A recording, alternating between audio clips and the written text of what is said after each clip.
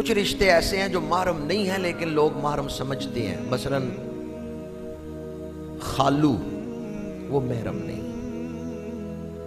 چونکہ خالو اس وقت تک کی محرم ہے جب تک خالہ نکاح میں ہے۔ اگر خالہ فوت ہو جائے تو پھر اس کی بھانجی کے ساتھ خالو نکاح کر سکتا ہے، یعنی اپنی بیوی کی بھانجی کے ساتھ نکاح کر سکتا ہے۔ اسی طرح پھپھڑا جو ہے وہ بھی محرم نہیں ہوتا۔ پھپھڑا اس وقت تک کی محرم ہے جب تک پھوپھی زندہ ہے۔ پھوپھی فوت ہو گئی تو اب پھپھڑا اپنی بیوی کی بھتیجی سے شادی کر سکتا ہے۔ اسی طرح بہنوئی، وہ اپنی سالی کا محرم نہیں ہوتا۔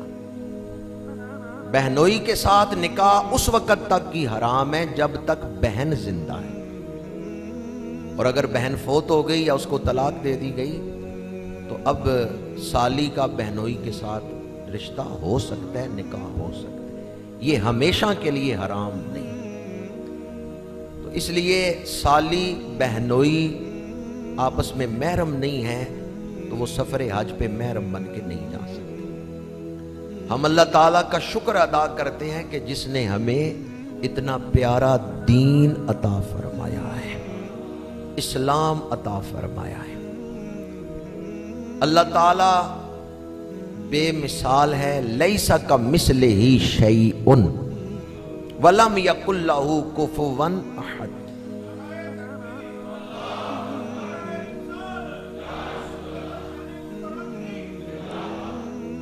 جس نے یہ دین نازل کیا وہ بے مثال ہے، جس پر دین نازل کیا وہ رسول بھی بے مثال ہے، تو جو دین نازل کیا وہ دین بھی بے مثال ہے۔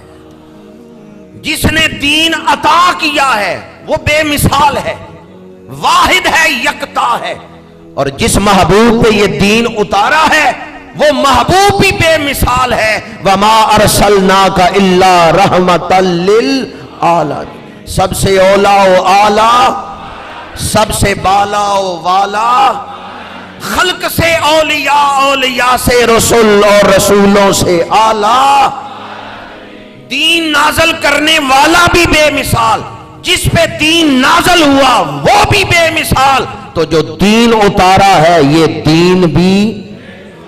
اللہ نے انسان کو بنایا تو آسن تقویم، لقد خلقنا الانسان فی آسن تقویم، تو زندگی گزارنے کا جو طریقہ سکھایا وہ بھی سب سے خوبصورت طریقہ ہے۔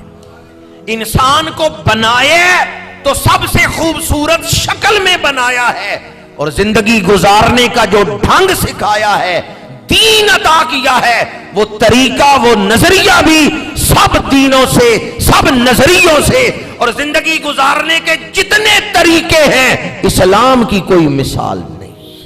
اسلام ان سب میں سب سے اچھا طریقہ ہے زندگی گزارنے کا۔ جس نے دین نازل کیا وہ پاک ہے، جس پہ دین نازل کیا وہ رسول بھی پاک ہے، تو دین بھی پاک ہے۔ جو دین پہ عمل کرے گا دین اسے بھی پاک بنا دے گا۔ اس لیے ہمیں اسلام سے محبت ہے، مجھے اسلام سے، مجھے اسلام سے، مجھے دین اسلام سے پیار ہے، محبت ہے۔ آج کئی لوگ، شیطان اصل میں شیطان ہے لیکن انسانی لباس میں، معاذ اللہ اسلام کے کئی حکموں پر اعتراض کرتے ہیں۔ آپ تاریخ پڑھ کے دیکھ لیں، جب تک بے پردگی عام نہیں ہوئی تھی طلاق کی شرح گھٹ تھی۔ جوں جوں بے پردگی پھیل رہی ہے طلاق کی شرح بڑھ رہی ہے۔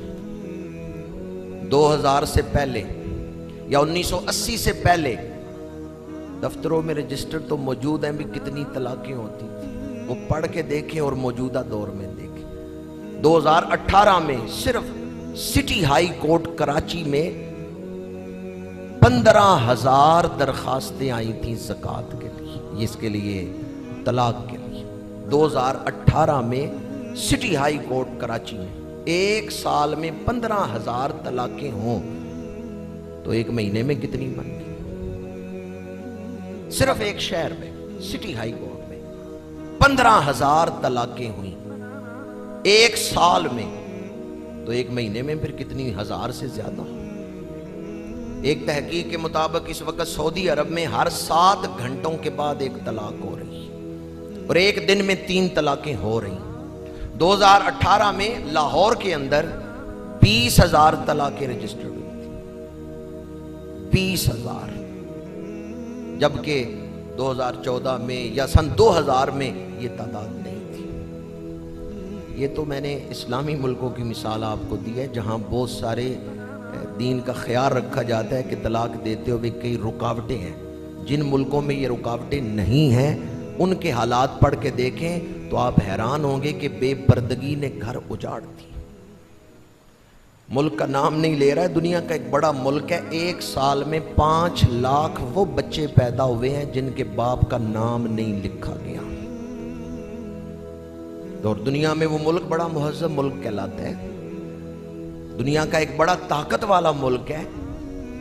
ایک سال میں 5 لاکھ ایسے بچے پیدا ہوئے جن کے والد کا نام نہیں لکھا گیا۔ تو جس معاشرے میں ایک سال کے اندر اتنے بچے پیدا ہو رہے ہیں جو حلال زادے نہیں ہیں، وہ معاشرہ کس طرف جا رہا ہے؟ اسلام چاہتا ہے مرد بھی سکون میں رہے، عورت بھی سکون میں۔ اسلام چاہتا ہے گھر کے اندر کا جو ماحول ہے وہ پرسکون ماحول ہو، گھر کے اندر کا ماحول امن والا ماحول ہو۔ اس لیے اسلام کسی کے ماتھے کی سلوٹیں نہیں دیکھتا کہ یہ حکم دیا تو کون ناراض ہوگا کون راضی ہوگا۔ اللہ کریم نے جو حکم دیا ہے وہ ہماری طبیعت یا مزاج کے خلاف تو ہو سکتا ہے لیکن ہماری بھلائی کے خلاف نہیں ہو سکتا۔ ہمارے لیے خیر اسی میں ہے کہ ہم اسلام کے آگے اپنا سر جھکا دیں۔ اگر چاہتے ہیں گھروں میں امن و سکون ہو، اسلامی تعلیمات کو اپنا لیں۔ اور اسلام نے مردوں کو حکم کیا دیا ہے، عورتوں کو کیا حکم دیا ہے؟ میں نے سورہ نور اور سورہ احزاب 2 مقامات سے قرآن پاک کی 2 آیتیں خطبہ میں آپ کے سامنے پڑھی ہیں۔ ایک آیت میں مردوں کو حکم دیا قُل لِّلْمُؤْمِنِينَ يَغُضُّوا مِنْ أَبْصَارِهِمْ وَيَحْفَظُوا فُرُوجَهُمْ، محبوب مردوں سے کہو اپنی نگاہیں کچھ نیچی رکھیں اور اپنی شرمگاہوں کی حفاظت کریں، ذَلِكَ أَزْكَىٰ لَهُمْ، یہ ان کے لیے زیادہ پاکیزگی کا باعث ہے۔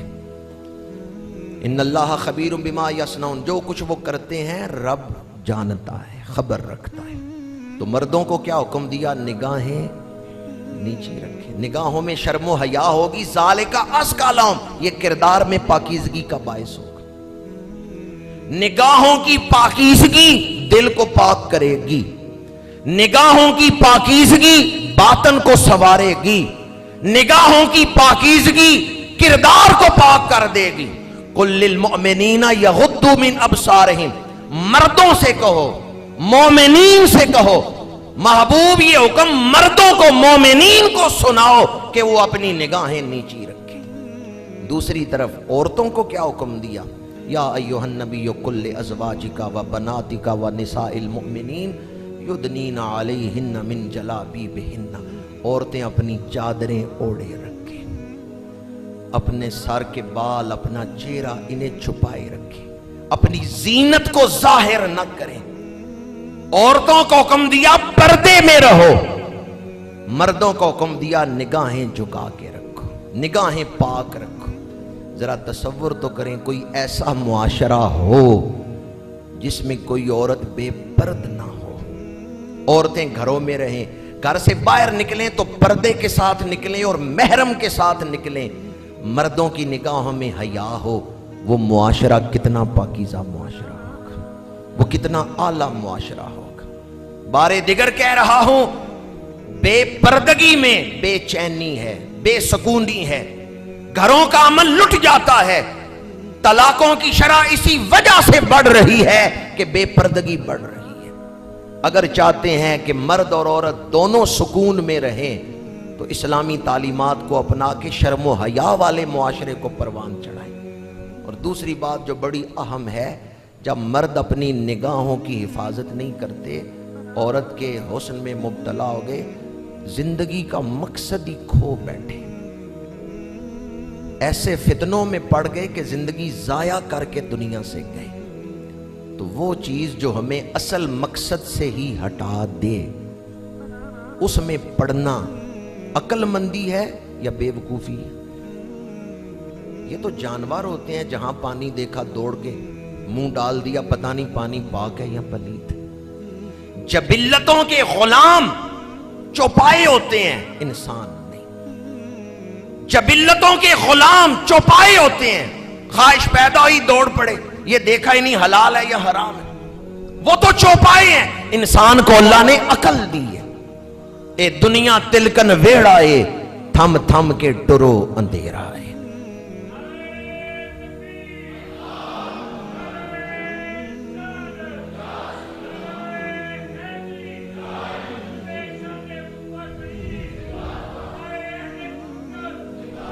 صحابہ کا ایک لشکر ایران کی طرف پیش قدمی کر رہا تھا۔ ایران میں مجوسیوں کی حکومت تھی، ان سے جنگ کے لیے، اسلام کا جھنڈا لہرانے کے لیے صحابہ کرام کا ایک لشکر جا رہا ہے۔ ایک جاسوس آگے ہے، اس نے خبر دینی ہے کہ آگے حالات کیا ہیں۔ جاسوس دوڑا ہوا آیا اور لشکر اسلام کے سپہ سالار صحابی سے کہا آگے حالات بڑے خطرناک ہیں۔ لشکر اسلام کے جو سپہ سالار تھے وہ بڑے غیور اور بڑے بہادر تھے، انہوں نے کہا کون سے خطرناک حالات ہیں جن سے مجھے ڈرا رہے ہو؟ جاسوس نے کہا دشمن نے 2 میل تک نیم برہنہ عورتیں راستے میں کھڑی کر دی ہیں۔ جس راستے سے لشکر نے گزرنا ہے اس راستے میں نیم برہنہ عورتیں کھڑی ہیں۔